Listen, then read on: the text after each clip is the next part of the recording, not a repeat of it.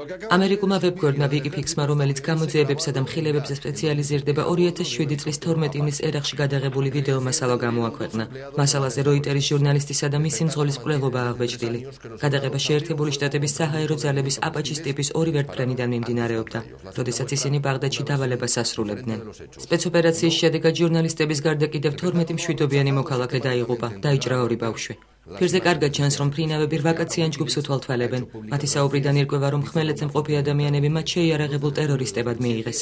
ინციდენტის შემდეგ სააგენტო როიტერის სამხედროებისგან ვიდეო მასალის გამოქვეყნებას ითხოვდა, თუმცა პენტაგონმა მას უარი განუცხადა. გამოქვეყნებული მასალის აუთენტურობა ამერიკელმა სამხედროებმა უკვე აღიარეს. ჩემი აზრით, იმ შემთხვევაში თუ ეს მკვლელობები შეესაბამება ომის მსვლელობის წესებს, ეს იმას ნიშნავს, რომ ეს წესები ძალიან ცუდია. აპაჩის ვერტმფრენები 30 მმ-იან ტყვიებს ისროდა, რომლითაც როგორც წესი ბრონირებულ საფარს ებრძვიან. ვიდეო მასალაზე კარგად ჩანს ფრინავების უცნაური მოქმედება, თითქოს ისინი კომპიუტერულ ვიდეო თამაშს თამაშობენ და რაც შეიძლება მეტი მოპოვება სურთ. განაცხადა Wikipedia-ის მფლობელმა ჯულიან ასანჯიმ ჟურნალისტებთან გამართულ პრესკონფერენციაზე.